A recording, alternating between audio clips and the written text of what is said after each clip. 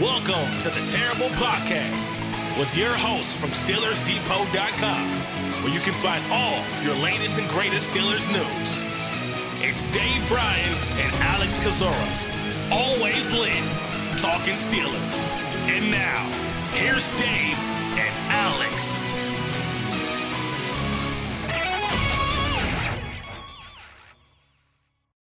Welcome to the Terrible Podcast, Season 12, Episode 100. He's Dave Bryan. I'm Alex Kozora, SteelersDepot.com. Thanks for being back with us here today, Steelers Nation. Happy tampering period officially, Steelers Nation. By the time you're listening to this, probably the tampering period has gotten underway, and the NFL deal is probably already announced, although things cannot be official until Wednesday. Dave, we are going to be two very busy people over the next couple of days. Yeah, probably through Saturday or so, I would reckon that tends to be the thing. I think it reaches a stage there about Friday or Saturday that it falls off. Then all the big deals are out there, and then you're into kind of those middle level, lower level type deals and all like that. So going to be a fast and furious, especially next 48 hours here through this tampering period. I bet there's a lot of deals ready, all ready to report, those kind of things there. And yeah, absolutely happy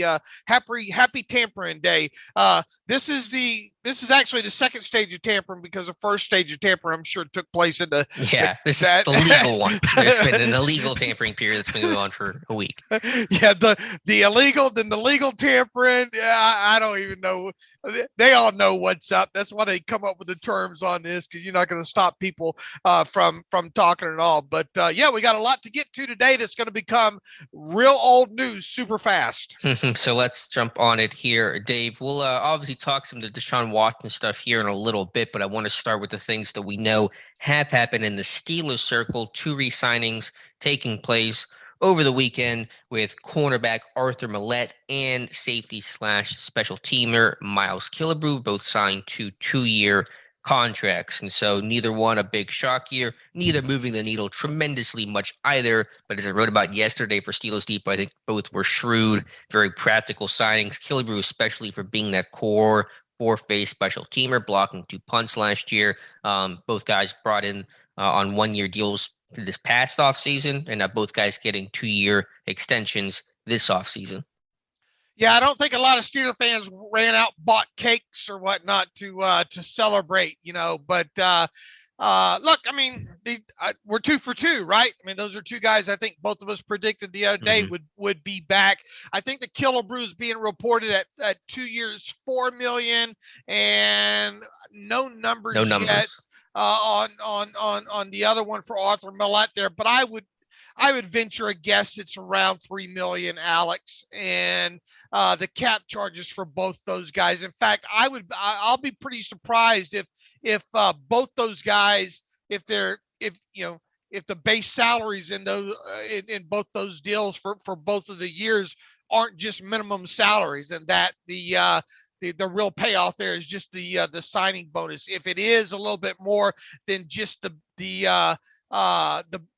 base salaries being a little more than the minimum for both guys, it's not going to be that high, because look, I mean, you're talking about a 2-year, $4 million deal. Would you bet that the one for Maulet is more expensive or less expensive than the Maulet one, or identical? Than the Killebrew one? Right. I think Maulet's going to be less expensive. I would agree. And that's kind of what I'm planning on there as well. So neither one of those signings, when you look at the rule of 51, are going to move them, eat up a bunch of cap space there. Killebrew, obviously, probably more of a lock, I would think, to make the 53-man roster than Maulet. But, if you gave Maulet any sort of signing bonus there, a reasonable one, that, of course, improves his chances of sticking some. But it also doesn't prevent the Steelers, typical Kevin Colbert move, right? Get kind of those depth pieces signed. That way you're not totally locked into taking a certain position in the draft. However, and depending on what happens, obviously with Edmonds and all, but I would expect them to still, draft a cornerback at some point during the draft here. But 2 for 2, and we'll see if they add any more or re-sign any more before the actual free agent signing period gets underway. You would expect and hope and maybe not assume, but they'll continue to make at least a couple more moves here prior to Wednesday. But yeah, I think with Maulet and Killebrew, I think Killebrew's the more significant signing, but both guys have very specific roles to play on this team. Killebrew, again, fourth base special teamer, played the second most special team snaps of anybody on this team, only two behind UG3, even a third safety in some of the big packages against 13 personnel. And then Maulet as a true kind of run down slot corner that's trying to do the whole Mike Hilton thing in terms of playing the run hard and blitzing occasionally and being that scrappy slot guy. And the upside's limited. The cover skills are extremely limited, but Trey Norwood should continue to eat into those pass down snaps, maybe even take over his role entirely. That might be the goal for the team, but Maulet, they're good insurance, and what he does is pretty limited again in that scope, that run down slot corner stuff, but he's pretty good at that job. Yeah, and those guys will obviously be in camp, competing and go from there. And I'm going to go out on a real thick limb here and predict that we'll see at least two more re-signings before the before the actual free agent signing period gets underway here. I mean, this is just common stuff. That's why a lot of these guys during the offseason, these lower end guys, are a little bit easier to predict because they don't have a lot of value there. They have more value to the Steelers than anybody else. We'll see what happens with a Montravius Adams or along those lines. But I would think that at least a couple of more re-signings are coming on top of on top of Maulet and Miles Killebrew. And the big ones, of course, outstanding being Terrell Edmonds, Kella Witherspoon, although I think he will test. Obviously, what will happen with Juju, again, I think he will test as well. Probably a good time, excuse me, to mention some of the reporting on Juju. And again, it really feels like there's always a chance he resigns, but it's almost certain he'll at least be testing the market on Wednesday. Reported to have multiple suitors. That's from ESPN's Jeremy Fowler, reporting teams like the, what I think, Eagles, Jaguars. The Chiefs have been long rumored for Juju dating back to, I think, February, maybe even January. There's been some reporting out there on that. So while I'm not going to close the door entirely on Juju returning to Pittsburgh, and I know Kevin Colbert has spoken very openly of wanting to re-sign Juju, there'll be plenty of competition on the open market for his services. Yeah, look, you've already seen a little bit of wide receiver kind of movement. Amari Cooper getting dealt, and then Gallup getting re-signed by the Dallas Cowboys. And I think what was the average yearly value on that one on Gallup? Like $12.5 million, something like that. Is that Juju's market value? I mean, because Gallup's been around 5 years or so. You look at his, I think he's got 15 touchdowns, 200 something receptions along those lines. Obviously he's probably a little bit more dynamic player than Juju at this point. And Juju obviously, has produced more statistically, but I mean, how much more can Juju be worth than $12.5 million? Yeah, again, as I've said, the market's tough to judge with Juju because there's so many factors here. The cap going up, but his own injury last year and overall lack of production. My guess is that his market will be like last year, cooler than he thinks and hopes, and it'll be tough to get that multi-year deal that he's aiming for. And so I think his market value, truthfully, could be similar to where it was last year. But I will say there's a scarcity at the receiver market because Chris Godwin got tagged and Mike Williams is re-upping with the Chargers. And so some of the receivers that could have been on the market will not be on the market. Will that drive up Juju's price some? It could. So I've had a tough time gauging it. The only thing I really know is that there'll be competition for him, and I still believe Juju is going to be going somewhere else, regardless of what that money price point is. I'm trying to look at some of the free agent wide receivers here real quick. That it's not a great market. It's really there's no again with Godwin and Williams being off, some of the top guys are off the board before free agency even begins. Allen Robinson figures to be a pretty good prize, right? I think there's a little bit of talk that maybe T.Y. Hilton will return to the Colts there. Yeah, look, I mean, and Mike Williams is already re-signed, so he's off the board. Allen Robinson is going to will be a prize. I don't know what your thoughts on Will Fuller are. AJ Green's obviously got some age coming off of a void deal. you get down real quick, right? Rashard Higgins starts looking pretty damn good, and everybody knows I've been a huge Rashard Higgins guy over the year there. So yeah, you might be right. If you take guys who are already off the market, like Godwin because of the tag, Cooper because he's been traded, Mike Williams because he's been re-upped. I mean, Juju starts looking pretty dang good right there, Now there is Valdez Scantling, and I think Christian Kirk, I believe, maybe some of the top names as well that will get paid. Okay. So there are some options out there, but it's a thinner group than probably what teams are looking for. But the receiver class in the draft is good. So I'm sure some teams will say we're not going to overpay in free agency because there's a strong draft class that we can just easily get a rookie contract for. Right. But people, for teams looking for experienced wide receivers, guys like Allen Robinson and Juju Smith-Schuster will be up at the top of that list there. So we'll know about Juju within the next 48 hours, right? Well, I think he's going to test and look in the market. I mean, last year we thought we'd find out pretty quickly what was going to happen with him, and it took several days, a week for him to come back to Pittsburgh. So if he's going to be, would you agree he's a top 3 wide receiver target right now, free agency wise? I don't have the whole list in front of me. He's probably in that top 3 to 5 range. Well, those guys usually go off the board in like the first 48 hours. Yeah, well, we thought last year Juju was going to go off the board immediately, right? And this market was a lot cooler. So obviously, if the market's hot, then he probably will go off the board fairly quickly. But I think he's at least going to wait until after the official free agency period begins Wednesday at 4 p.m. So I think it may take longer than 48 hours for us to know. Wherever he signs, more or less than $12.5 million. I had him like less. 7. Last year, I had him at like 17 something, and obviously way overshot. Right. So I'll say less than that. You'll say less than $12.5 million? Yes. Man, you look at the Gallup deal, and that's what makes it tough. I'll say less than $12.5 million. I'm conflicted with that number after seeing Gallup's number, but I'll say less than $12.5 million because I overshot last year.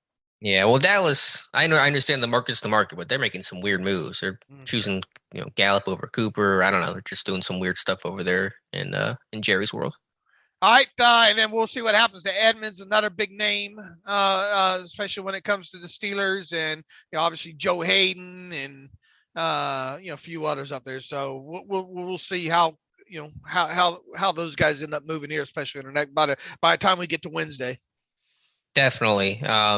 So yeah, in terms of your predictions on who's going to get re-signed, we both thought Edmonds would. Okorafor is a big wild card to me. I'm really still unsure. I just think intellectually it makes sense for the Steelers to bring him back, but even trying to determine his market's going to be tough. What number do you think is the right number on Okorafor? Is it? We know the floor is probably at least 7, but with the way tackles get paid at his age, it should be higher than that, you would think. Yeah, look, I mean, let me look at the tackle market real quick, and I think you just had the Bills release a guy, Darrell Williams. This morning and all like that. Where the drop off seems to start is right at a little under 10 million there, as far as right tackles go. I don't have the full tackle list in front of me here, but I would venture somewhere around that $7 to $8 million per year number. Look, if a guy like Zach Banner got, 4.75 yearly average a year ago, you have to think Okorafor is worth at least more than that. So I would say right around that 7 million number. Yeah, I think that's about where I'm at. Right tackles do get paid less than left tackles. That's a good point, and that probably shouldn't be that way, but that's still how the market appears to be working. But yeah, I mean, he's 26 years old for a tackle. I think he's pretty much maxed out. But if you're a 26-year-old tackle with experience and you're not terrible, which he isn't, then you're going to get paid fairly well. All right, Dave. Do you want to? Actually, we should mention as well on Dwayne Haskins, a piece of Steelers news. None of these moves have been confirmed by the team yet, but they basically have already occurred. Dwayne Haskins has had the original round tender placed on him. That's according to one of the media reports. And so again, not official by the team, but let's assume that it essentially is. Yeah, and that's obviously was to be expected. And the number on that was what, 2 point, what was it, 5.4? right around in there. And I mean, that number's been kind of written in stone ever since they had agreed to what the ceiling would be with the cap this year here. And just double checking my math here real quick. It is 2.54 million with Haskins there. Now, none of these deals yet. The Haskins tender, the Killebrew contract, nor the contract with Maulet have hit the NFLPA just yet. I mean, we know what the number is on Haskins. We will have the exact numbers on Maulet and Killebrew probably by at the latest Wednesday morning, probably. Yeah, I would assume and hope so. And so Haskins will be the second quarterback under contract, and third one probably coming fairly quickly. Before we get into the Watson talk, I mean, let's just assume for a second it doesn't happen in terms of what other options they could pursue. Are you still buying any of the Jimmy G stuff? I'm certainly not buying Peter King's trade projection. This is not a report, but his own just idle speculation about sending a second rounder to the 49ers for Garoppolo. I will say no thank you on the second rounder. Yeah, people will treat that as a report, not speculation. That's unfortunately the times that we live in now. But yeah, I'm a no on that for sure. But yeah, here's the thing on if you did deal for Jimmy, and this is what I've said all along. If you're dealing for him, you're probably going to deal for him to extend his contract on top of it, because he's only under contract for the 2022 season. So, and you're obviously not going to trade for him and try to work around that big cap number.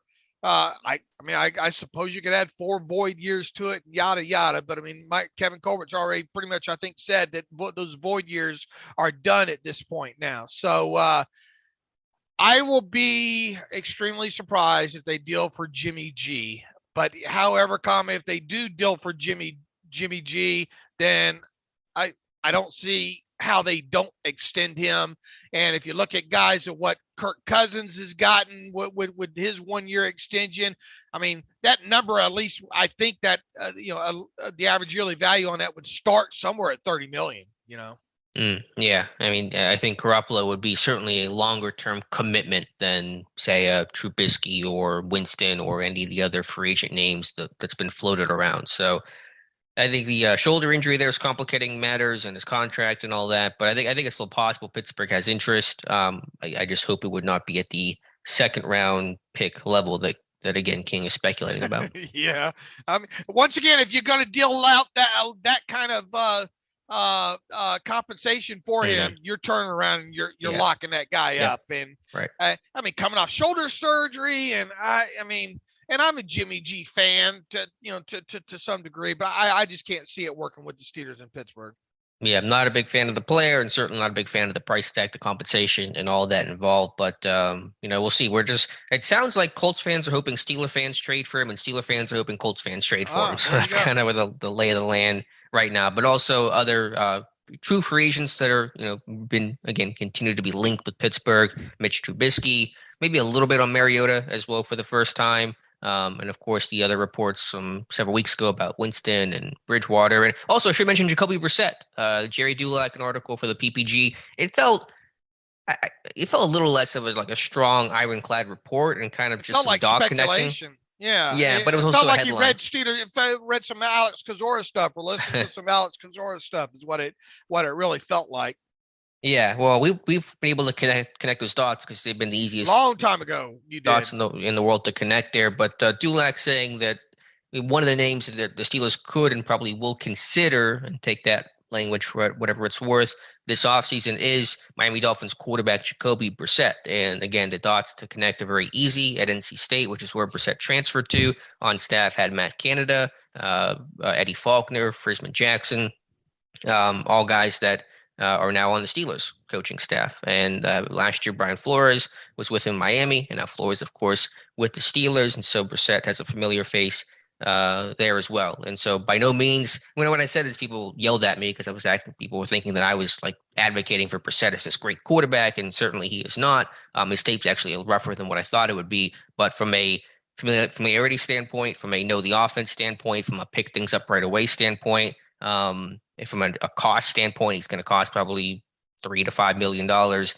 From a, whenever I use the word best fit, that's what I mean by like the guy that is the easiest to connect. I think Brissett's a pretty logical name.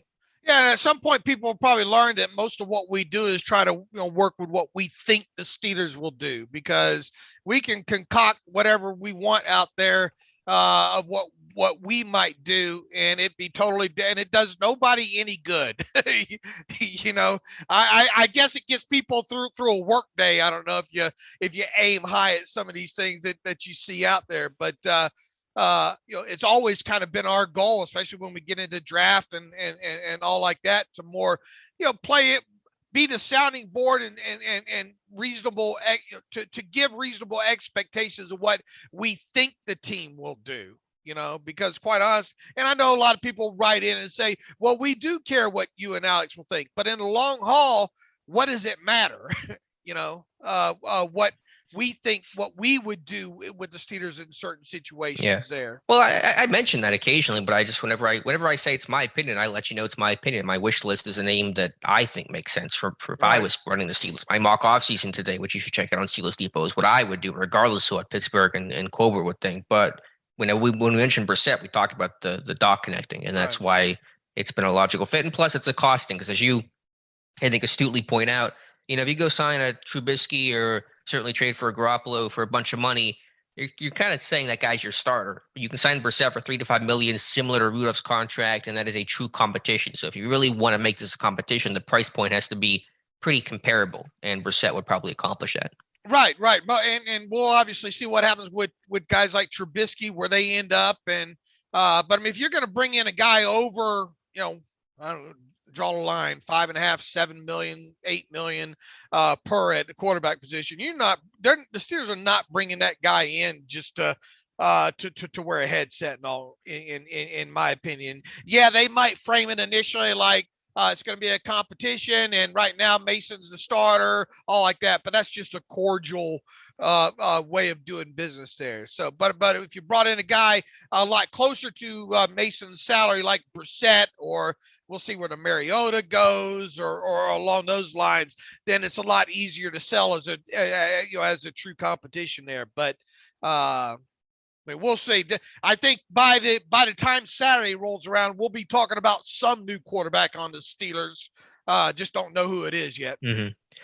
And with Brissett, again, I'm not defending really like the talent and the player overall. There's more bad than good. There is some good in the tape that I watched for my wish list article. But I think one reason for Brissett and the interest there, because of the coaching staff connection, is that Brissett had a really good career at NC State. He turned that team around, and that probably had a really big impact on Canada, working with him and having that program go from like 3-9 to 8-5 in the span of 1 year, from the year before Brissett started to the year that he did start. And I'm sure that certainly probably saved their jobs. That's probably a good way to remember that guy. And just from the aspect of, if you come in right away and he wants to be a competition, Brissett knows Canada, has a general feel for the offense he wants to run. You can pick that up super quickly. That's going to make it the truest competition possible, as opposed to a guy that's going to learn the offense and is a little bit behind from the get-go and trying to play catch-up immediately. So I'm not trying to defend the idea of Brissett being a great option for Pittsburgh, but just if you want to make this a true competition, there really is no better option than Jacoby Brissett. Right. Okay. So what's the percentage chance that you think that would actually happen with Brissett? That he would sign? I mean, we're throwing darts. I mean, there's a chance, certainly. The fit makes sense. I don't know, 10%? 25, 30%. I mean, okay, maybe a little high. I don't know. I mean, this thing could go a lot of different ways, but I just would not be surprised in the least if Brissett ended up as a Steeler. Okay. All right, Dave, let's talk about the big one here, Deshaun Watson. And since we last spoke on Friday, everything has changed and nothing has changed. Deshaun Watson is still a Houston Texan, but as we mentioned on Friday, the big news of the day would be, what the grand jury would decide. If they would decide anything on Friday, would there be a proceeding of the criminal charges, or would those be dropped? And ultimately, we found out those criminal charges were dropped. The grand jury declining to allow the Texas DA to potentially advance with criminal charges. And so essentially what that has done is allowed the teams to begin the trade talks for Watson, and those things have heated up seemingly pretty quickly. And so we would expect Deshaun Watson to be traded sooner than later. But now just a matter of who and where and when and all those things. Yeah, and we talked about one of the first big dominoes that had to fall was the outcome of what happened there on Friday with him. There's obviously the civil suit stuff going on. I gotta be honest with you, Alex. I mean, you know me, and that's the only way I am. I think a lot of these people, all these reports and reporters, are full of baloney. Baloney. Okay, that's not a word my old man would use, but I don't really think any of them know what's going on right now, and that includes the Aaron Wilsons of the world and the Ian Rappaports and those kind of things there. I really don't think. I think a lot of them are kind of dart throwing. I think maybe they get a little nugget from an agent about what that agent thinks that he's hearing out there, and then it's run with and twisted every different way. We've had since our podcast the other day. We have had at no less, I think, like 18, 19 teams, I think, linked to possibly chasing Watson.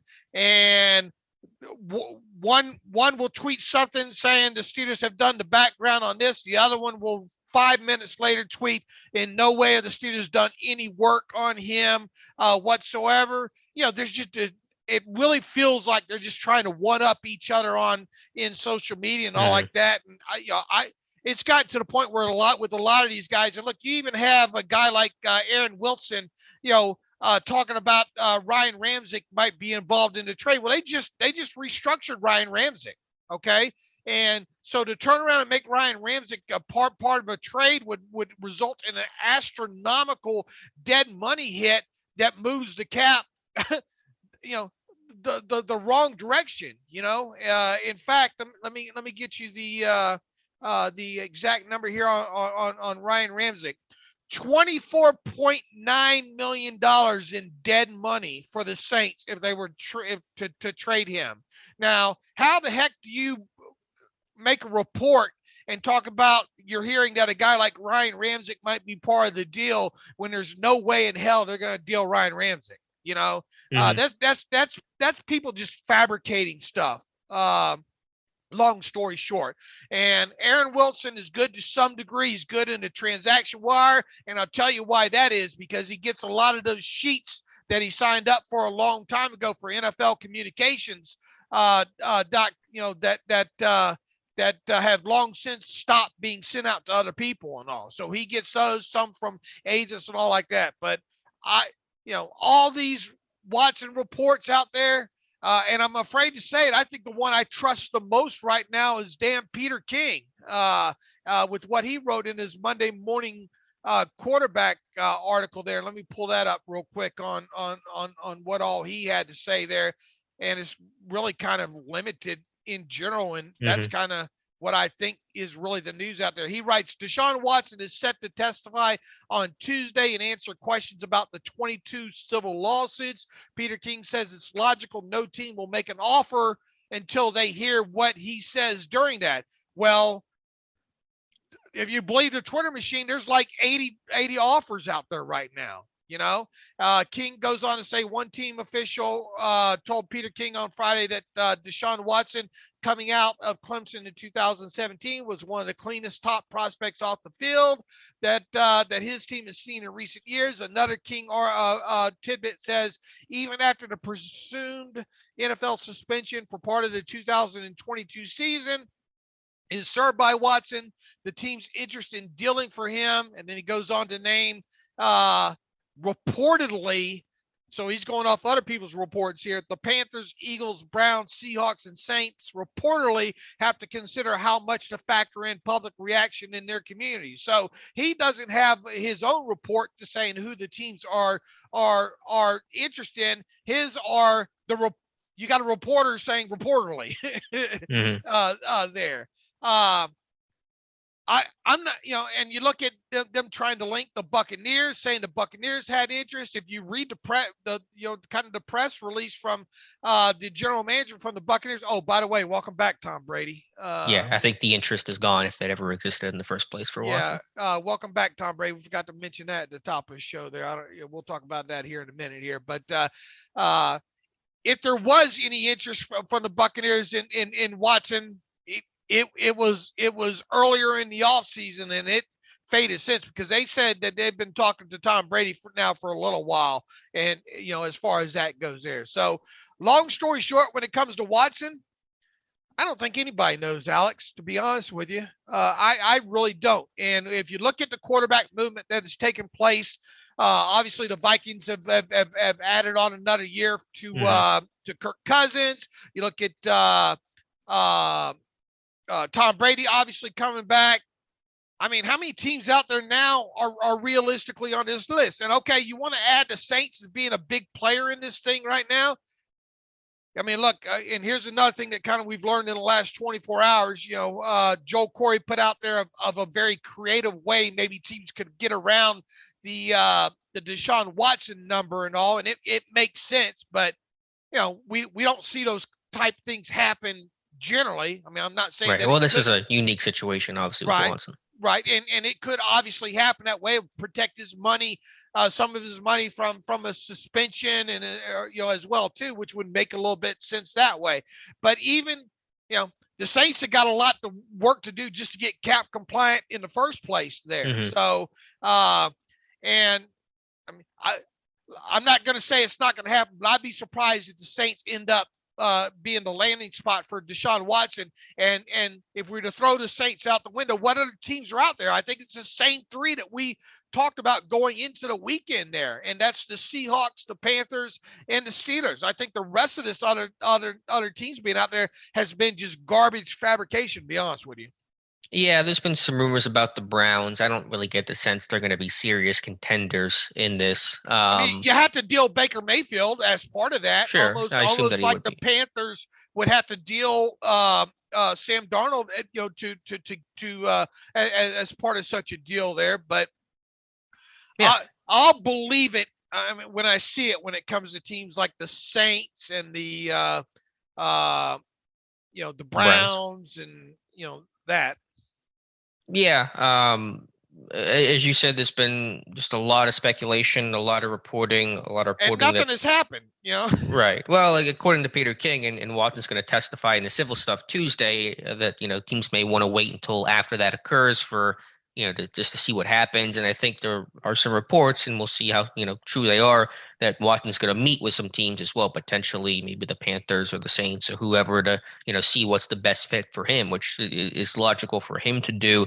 From the Steelers side, which is really the most important thing, the only thing mentioned with them so far has been a tweet from Kimberly Martin on Friday that listed Pittsburgh as one team that had some level of interest or at least due diligence. But since then, nothing. And there's been just outright reports saying the Steelers are not going to be involved. Now, how much do you trust them? It can be up for debate, but there's been multiple reports that have said that. So my thought is basically the Steelers were out and probably were never really in that much. They were into the sense of doing some due diligence and looking into it and all that, but ultimately Mr. Rooney never signed off on it. So I'm not sure where Watson's going to end up. My feeling has always been Carolina, because they're going to make the strongest push for him. They're all in for sure, and they have the probably more means to do so than say New Orleans to be able to acquire him. But what I do get the strong sense of now that Deshaun Watson will not be a Pittsburgh Steeler. Okay. What makes Carolina so attractive in your opinion? Well, I think A, Carolina is making that all-in push from David Tepper. B, I know Carolina certainly has problems with their team. Their quarterback's coach was Deshaun Watson's coach in Houston to start his career, and they reportedly have a pretty good friendship. And so I think that would certainly be an ally for Watson, and a familiar face as well if he goes to Carolina. And basically, I just don't think there's going to be that many teams that are ultimately going to be options for him. I think it could be Seattle, it could be Carolina. And he certainly could go somewhere else, but that's just my thought. It's always been that Carolina's making such an all-in push that they're going to find a way to get this guy. Okay. I just don't see what the attraction is for him to go there, because if Matt Rule goes 5 and whatever again, is he going to be out? Or do you think Tepper's like, I'm in it for a long haul? I understand what the Steelers' motto is. We believe in this, in Matt Rule and the head coach. We're going to just give this time to work through it, no matter how they got to sell season tickets too. Yeah, well, I think idea would be to go better than 5-12 with Watson under center. But I think Rule would certainly be on the hot seat coming into this year. I mean, I don't know where he's going to go. I just don't think. Bottom line is, don't think it's going to be Pittsburgh. There's been no indication that it's going to be the Steelers. I think Rooney's not signed off on it, which is not a surprising piece of information to speculate about. So, I mean, assuming it's not Pittsburgh, then to me it doesn't really matter because it's not going to get on my radar too much. But I think the idea of him coming to Pittsburgh is pretty slim. Okay. Do you think he ends up in Pittsburgh? I mean, obviously it's down the list as far as probability goes, but I don't think it's. I'm not ready to shut the door on the 100% on the probability of it. Okay. Because teams were getting involved basically once the criminal charges were dropped, and there really hasn't been much. If Pittsburgh was involved to some degree, I think we would have heard at least a little bit about it, even if it was coming from the Watson camp. So that's just kind of where I'm at. Okay. I mean, I'm not going to sit here and say that, and they've never been the favorites, in my opinion, to do it, but I don't think it's totally still out of the question at this point. I think it's one of three teams. I think it's the Seahawks, I think it's the Panthers, and I think it's the Steelers are the three teams competing in this.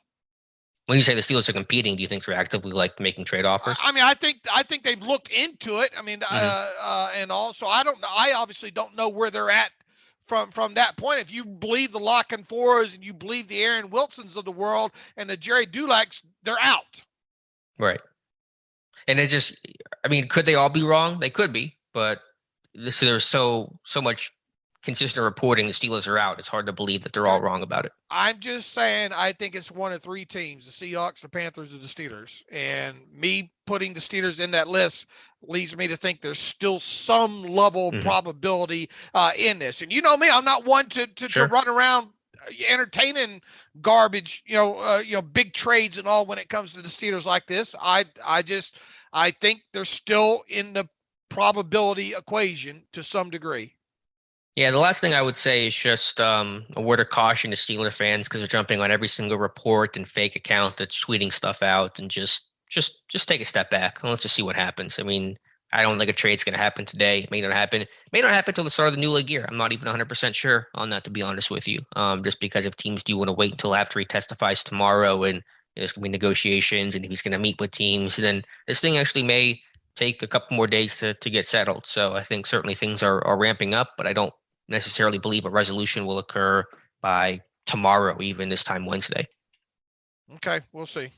I think it's a lot of garbage out there right now, to be honest with you. I think I've made that pretty clear at this point. So yeah, and there certainly has been, but I just don't get any sense that Pittsburgh's going to be involved here. So Dave, anything else here to talk about? I should mention, Tom Brady unretiring and in a Favrean type of move. He's back with Tampa Bay. The Bucs will play in Pittsburgh sometime in 2022. So Steeler fans have not seen the last of Tom Brady.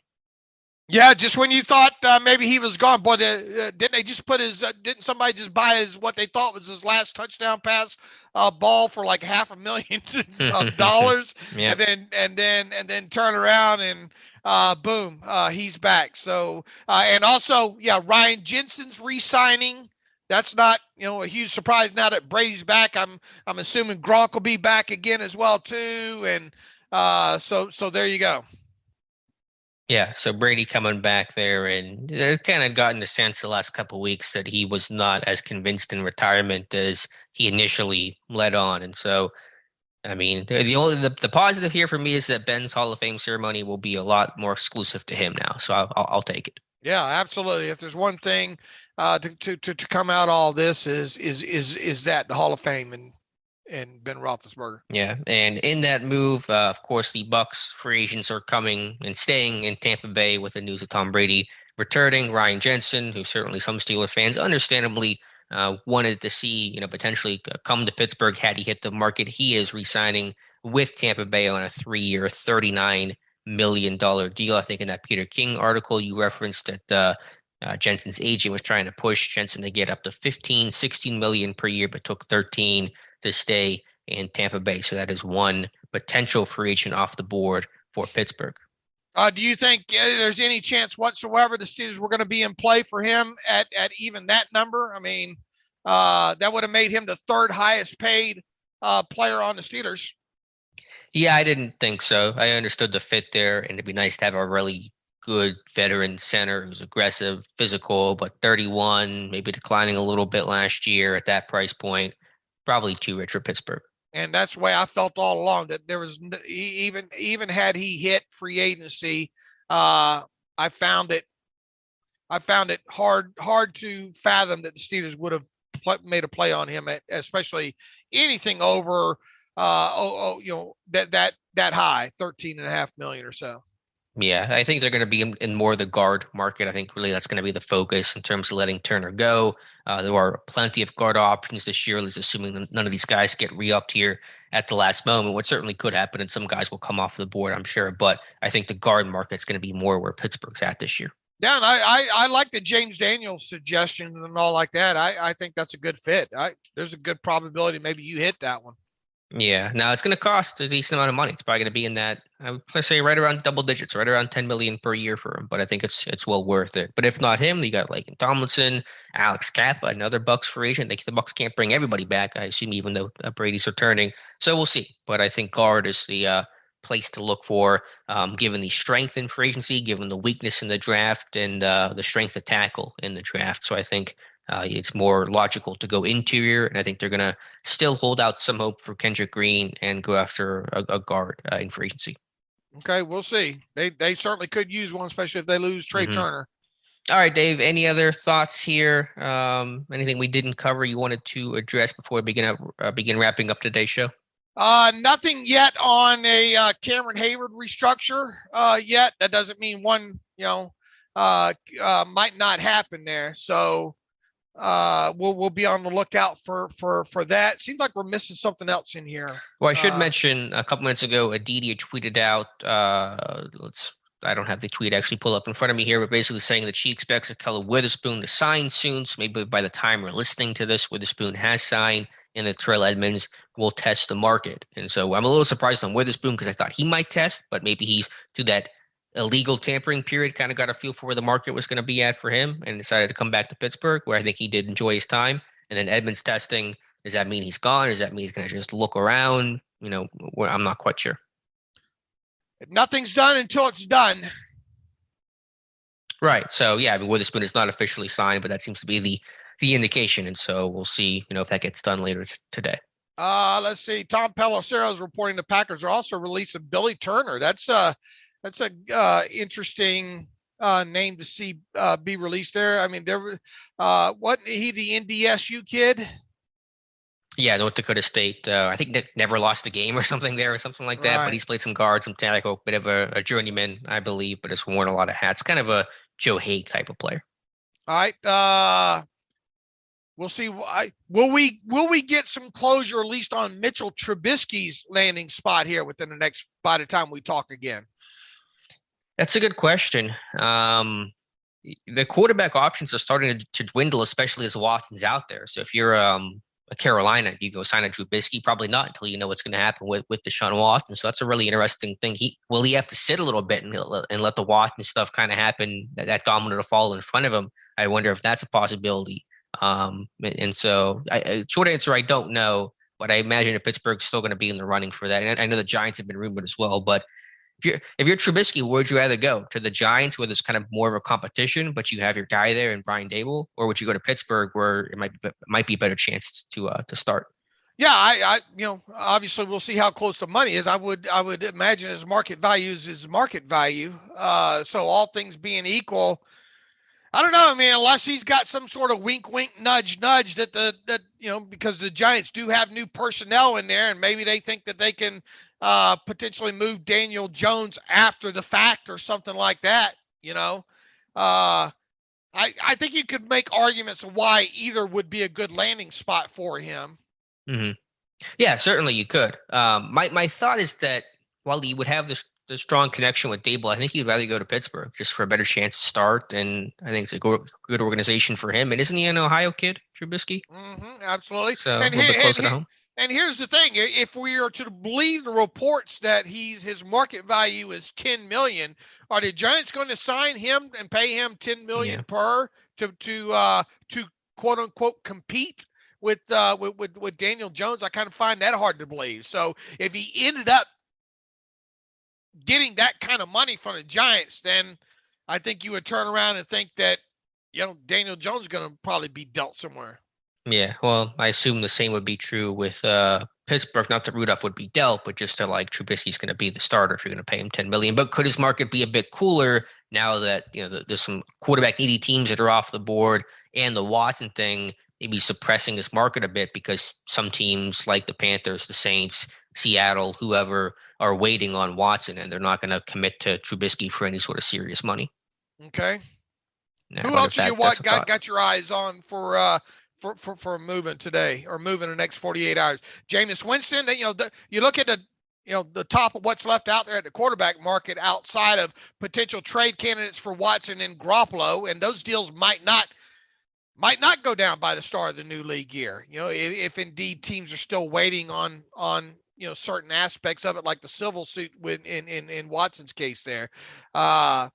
You would think 2 or 3 of these other top quarterbacks would be off the board by the time we talk on Friday or what's day on Wednesday. On Wednesday, yeah, I think there's some movement on that. But again, I wonder if Watson is going to kind of force things into a holding pattern until that situation settles and his destination is known. But yeah, I'll be watching Teddy and Winston and all those things, and obviously what might happen with Garoppolo as well. Some of the big free agents as well. JC Jackson, I'm betting at like 12:01 we'll know where JC Jackson is going, and it sounds like it'll be LA. So that'll be one of probably the biggest, most expensive free agent to fall, and that domino should fall almost immediately. I think, what did Joel Corey have his market at? 23 million or something like that. I mean, it's going to be up there. And what's going to happen with the Tampa Bay corner now that they've got Brady back and they're starting to make some things happen over there in Tampa?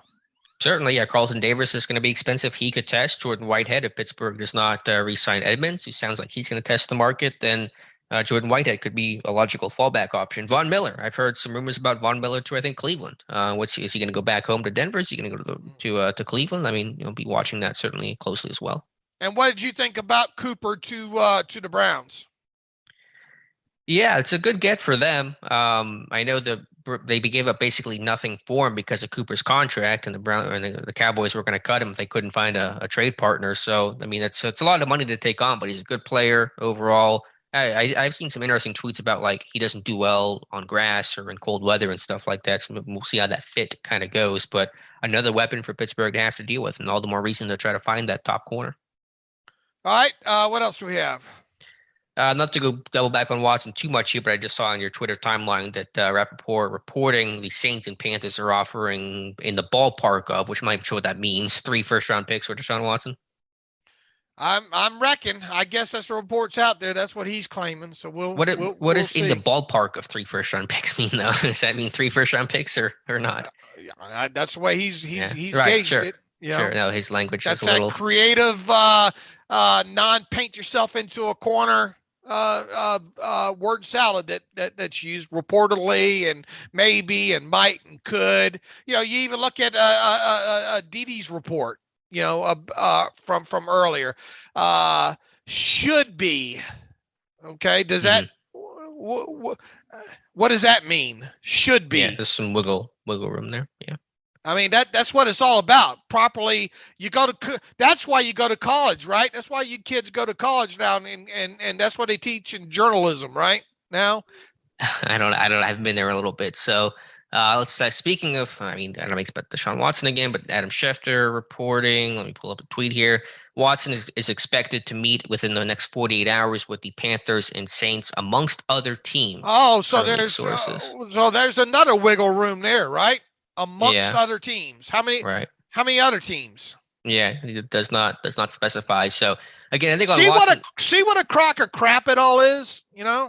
But Yeah, that's anyway. why I'm going to try to not hang on every word they're going to say. I'm going to that's the mode I'm going to be in, just kind of sitting back and not having to freak out about every report and just see what happens. Because it sounds like he's not even going to get dealt for the next couple of days because he's got to meet with teams. There's the legal stuff tomorrow to deal with. So I don't think that shoe's going to drop for at least until Wednesday. And what is the attraction to go to New Orleans? I mean, I get, Michael, I guess Kamara and Thomas over there, right? But you got a first-year head coach. I mean, what's really the selling factor of New Orleans? And look, Tom Brady's back. How many more years do you have to compete against Tom Brady if you go in that division?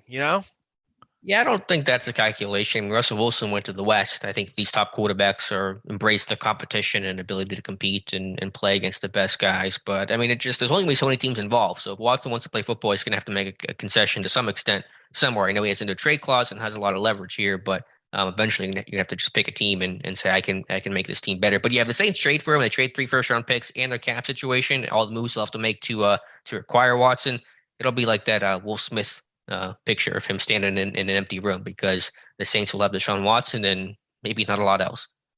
Yeah, absolutely. All right, let's get to some emails real quick, unless you can think of something else. Justin Mamula writes in, will the Steelers be at a disadvantage signing free agents, especially the top-tier players, due to the way they set up their contracts? He says, in the past, you've talked about their unwillingness to give more guaranteed money to Bell, Watt, et cetera, and agents love to release these big guaranteed money news bulletins, and the Steelers are unwilling to bend their contract style that will hurt their chances to sign some big names, ? I'd love to hear your thoughts. Thanks for the great work. Justin from Chicago. Justin, look, I mean, how big of a turning point was it with the Watt deal?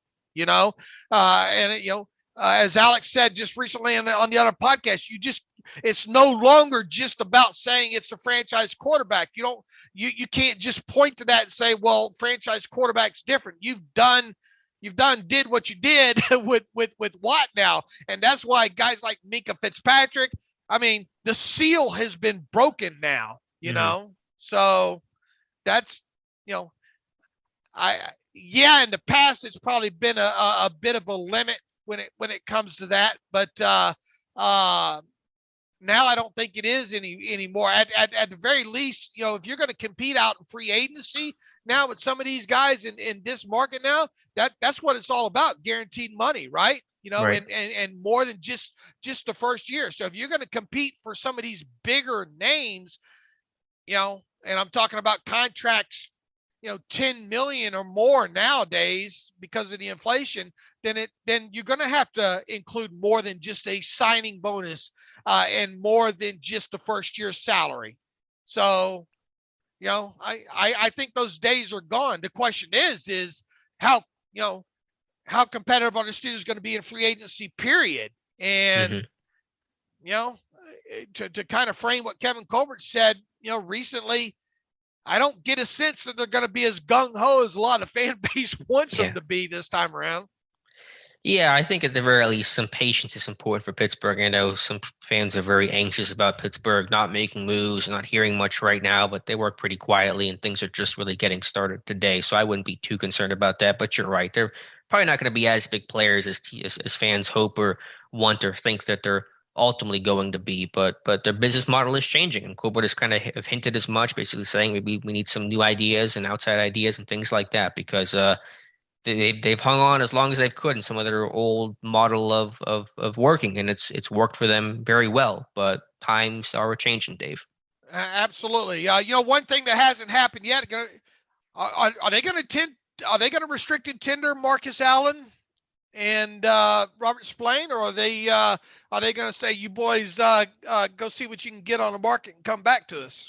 Yeah, it's a good question. The expectation was that they would be tendered, but haven't heard yet. And not to go in a different direction here, but Schobert and Banner, nothing on those guys. And that's coming up. And out of a courtesy, if you're going to do something with those guys in terms of releasing them a bit early so they can kind of get a jump on, looking on the market and stuff like that. So is it possible both those guys just stay at their current prices? I mean, we're kind of trending towards that.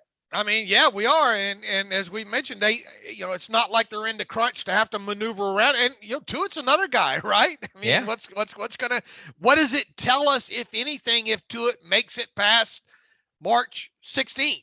Right.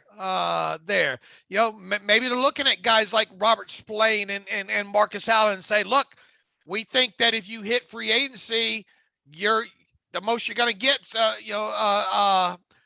minimum value contract. So there's no sense for us to pay the extra 1.2 million or whatever it is. Maybe that's their thoughts on this. Look, but with that said, they might just be waiting here just to the last minute to hand out some of these restricted tenders on top of it, Right. So we can turn around 5 minutes after this podcast is over with, and my expectation is they were going to restricted tender both Marcus Allen and Spillane, because those are non-guaranteed contracts, and it ensures those guys at least come back and compete. And if you get to the point later in the offseason, you could cut those guys with no guaranteed money involved. I just think it's notable at this point. It feels like, I don't know if you look back last year, I think it was right around this time when we heard about last year's restricted tenders.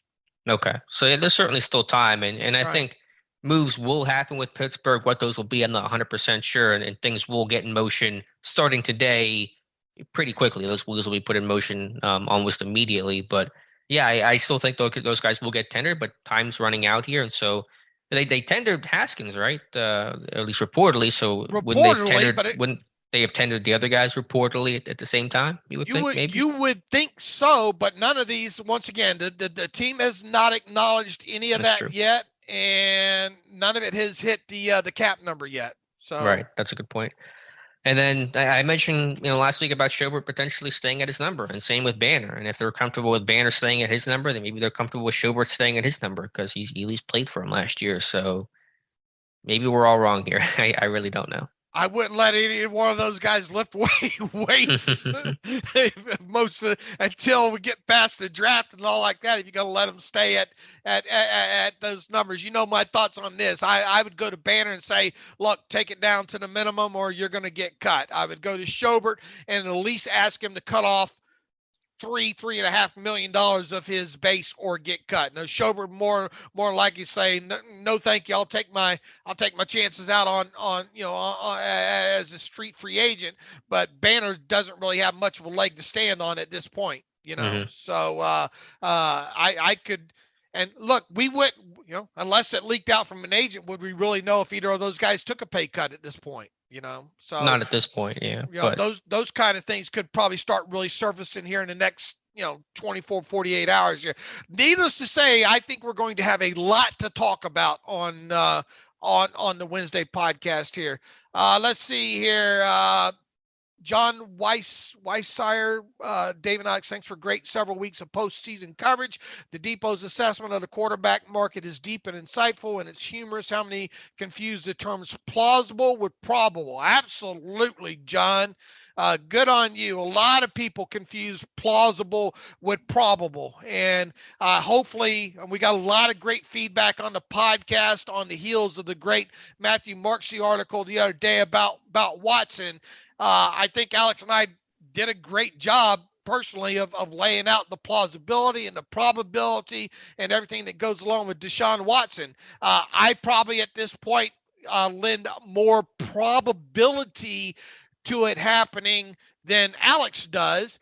But I'm not running out there saying I predict the Steelers are going to trade for Deshaun Watson. I just think looking around, looking at the teams that need quarterbacks at this point and teams with cap space and all of the above, that's why I still have them somewhat in the probability category. But the plausibility is, I think we've said, have laid out perfectly that the plausibility when it comes to Deshaun Watson being a Steeler is there. It all comes, at this point, it all comes down to whether or not Art Rooney II say you guys can go after him or you can't. That's right. It, in my opinion.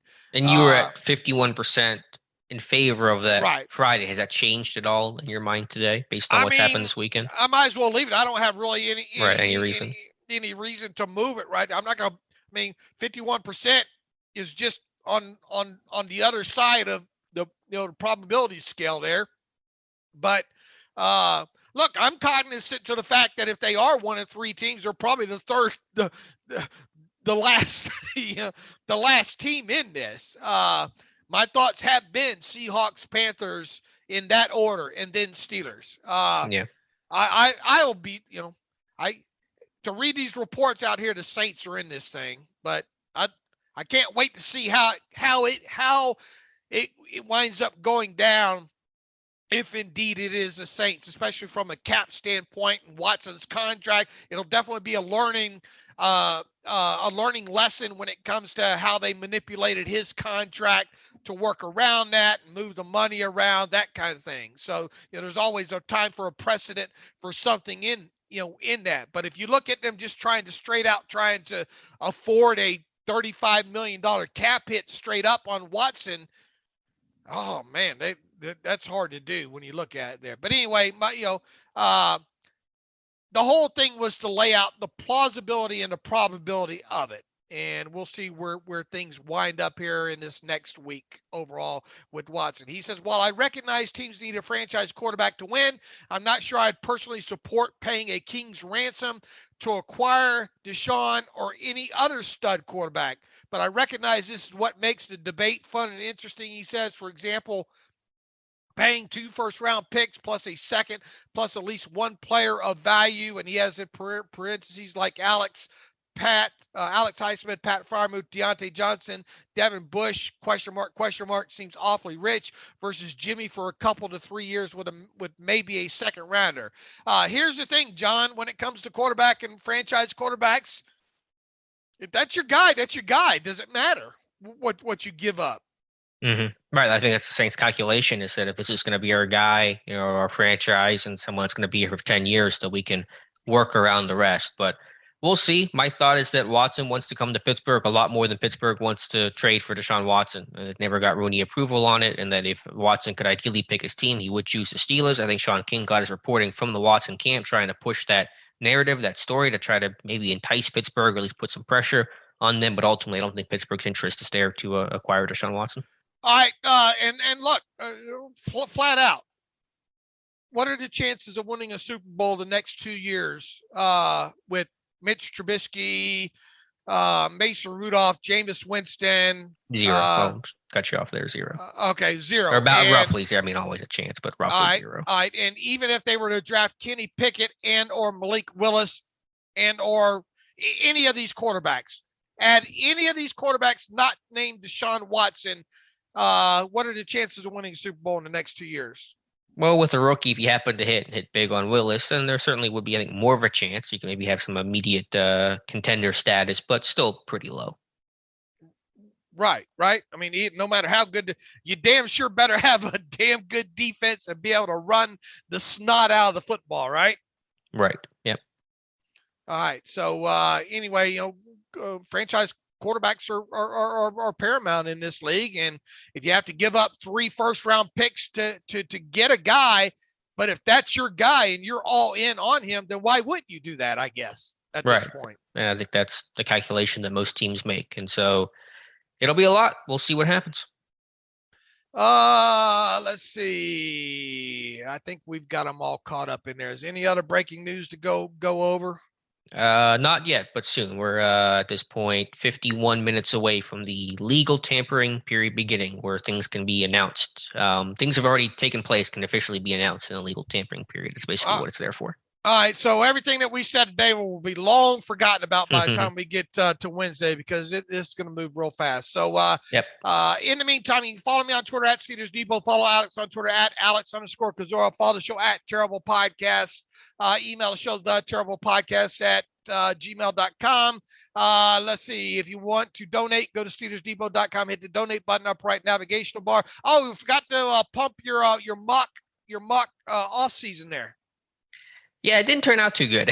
I didn't do a good job. My cornerback room is looking pretty light. I think everything else turned out okay, but hopefully no teams throw the ball anymore, right? They just run the ball 100% of the time. If I played in 1940, my roster would look pretty good, but it's fun though. Yeah, so it's a one-shot thing. I make mistakes every year, and you guys can see them, so it's not something where I pretend like it's the perfect thing, but a lot of fun to write. It took took a bulk of my weekend, but you can check that out on Steelers Depot. That's a lot of detail with all those screenshots and all like that. You ended up with, correct me if I'm wrong, you ended up with Pickett, right?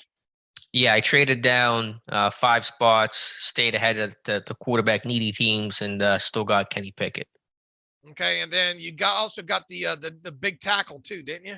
Yeah, Daniel Falalele from Minnesota, and I think he's going to have to be my plug and play right tackle this year. And you did you make an offer for Watson? No, I teased it in the post because you can do that in the simulator, but I did not make an offer for Deshaun Watson. Okay. Because then the post would have ended right there because I'd be like, well, I have no capital or money. So we're over, guys. We're done. All right. Let's see. Ad-free version of Steelers Depot. Go to SteelersDepot.com. Hit the ad-free button for $25. You can have that as well, too. Time to get after it, Alex. Happy tampering, legal tampering period to everyone. And we will talk to you again on Wednesday. As always, thanks for listening to the Terrible Podcast with Dave and Alex.